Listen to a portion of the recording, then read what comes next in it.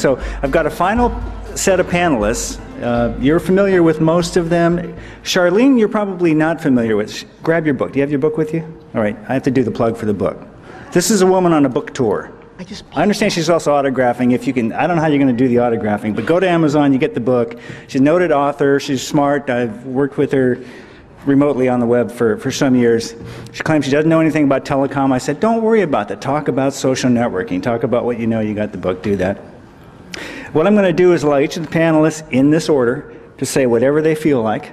I said there's no nudity, no dancing. Other than that, you can do anything you want. My partner in crime here, Rich Tehrani, who's going to start out. He always has something provocative to say, so that's why I'm going to pick on him. All right, so and how much time do I have? I don't know. Talk until I say stop. I'll talk until you tell me to stop. That's fine. So what I've decided to talk about are the things that everyone should know about in terms of communications, some of the hot areas that are going to see lots of growth going forward, and you're welcome to, if you disagree with any of these points, am I allowed to ask them to raise their hands, Gary, or is that your role? Okay, so Gary allows you to raise your hand. You raise your hand, and then we'll call on you, and we're going to spark a fantastic debate. So here are some of the hot trends that we're going to see going forward. Unified communications in the enterprise small business space. We're going to see an explosion of SMB VoIP deployments as well. We're going to see hosted / software as a service take off, continue to take off. Models like Salesforce.com. We're going to see more in the telecom space. We're going to see more mashups. We're going to see mashups of communications coupled with applications, coupled with just web and telecom merging closer and closer together, coming together. With things like video, telepresence is becoming really interesting to a lot of customers. The demos that I'm seeing in telepresence at major telepresence companies, you'll see that even within the companies themselves, they're beginning to fight over their telepresence resources. And these are companies that have virtually infinite telepresence resources since they make the equipment. When you start to see people bumping each other and running up against each other in terms of wanting to book the same room, to me that's a fascinating concept. Admittedly, the cost of telepresence, real telepresence, is high, somewhere in the $250,000 to $350,000 per room range. But when you've seen a telepresence demo, basically it's best way to describe it is, has anyone here seen a telepresence demo? How many people? Couple people. So for those of you who haven't, it's kind of like, think of those Star Trek chairs that they used to have, those big comfortable chairs that they used to have, they used to get thrown around in. And those chairs, you get like maybe 12 or 14 of them, 2 levels in a room depending on which vendor, with a boardroom table. And then you're basically seeing 2 to 4 screens on the other side, and it's as if they are in the room with you. It's unbelievable. The technology's pretty amazing.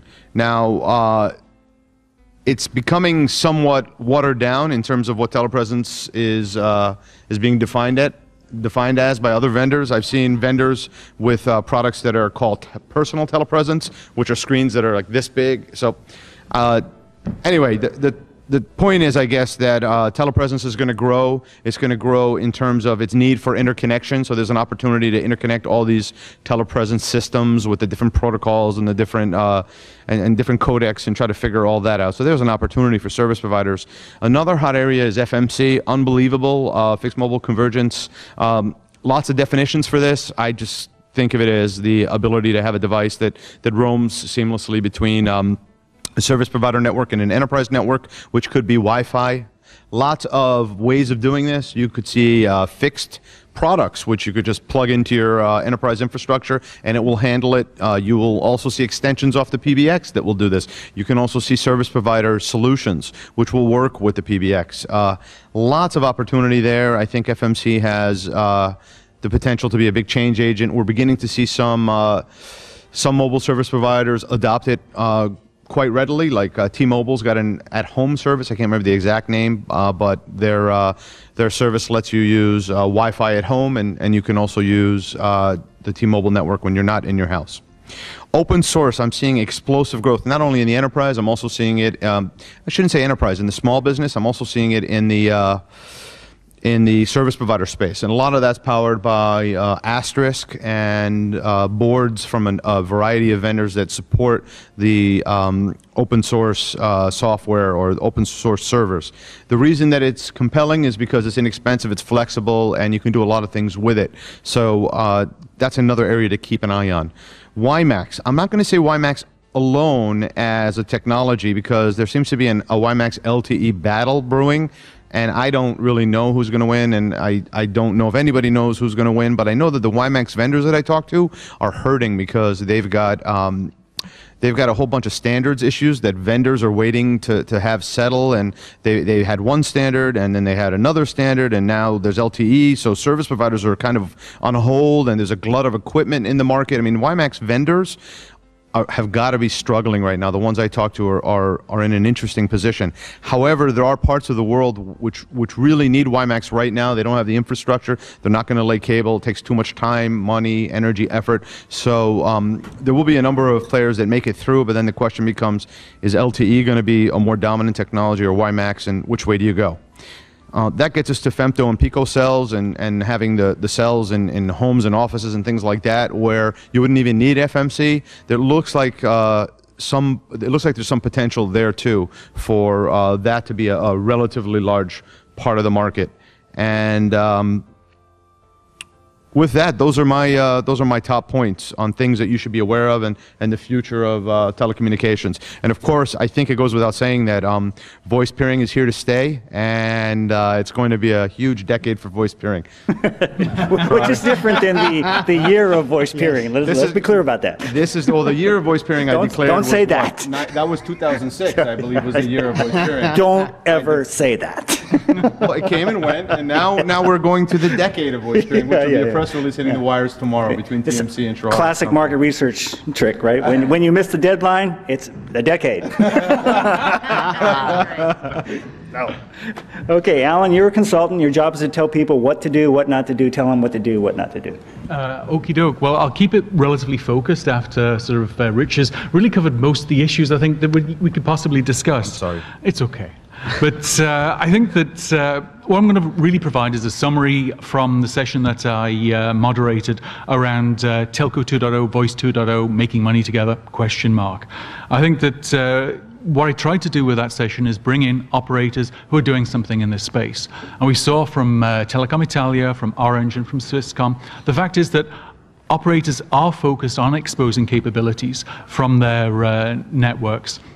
And I think that it really comes back to the point that Gary raised right at the start in terms of the biggest thing happening in the industry is a change in business model. And operators get that, the fact that they need to innovate, they need to change their business models. And we're starting to see, I think, an experimental stage. Now, in experimentation, what that means is you get lots more failures than you get successes. Now, we've seen, for example, with BT, with their 21C SDK, their application developer program, they got an API out there, they got a business model baked into the API, but they didn't get some of the internal ingestion problems sorted out. So cool apps that were generated through the community never really got absorbed into the operator and then out into the broader community of customers. We've also seen, for example, Vodafone with their Betavine initiative. There, the APIs didn't have the business model baked in. So as a result, app developers were looking, going, well, so what? Why should I use this capability? Because I don't understand how I'm going to make money out of it. I think that really summarizes the two issues that I think we're seeing operators try to address in creating these application development communities, these code development communities to foster innovation, because they realize that innovation is going to come from outside, not inside their organizations, in dealing with discovery. How are our customers going to find these cool applications? And then the other bit is around billing. That is, for these apps, how are they going to make money through working with us rather than going over the top? So definitely, I think we're at an experimental stage. I think the operators that we had on the panel provided a great summary and very honest review on some of the challenges that they're seeing. But I think that definitely through this year, next year, hopefully we'll start to see some of these experiments, rather than failing, generate some little successes that then we'll see being adopted more broadly in the market. So with that, because I know, Gary, you need to get off to the airport, I'll draw it to a close. Yeah, for another missed plane. I love this. So Thomas, Mr. Mash.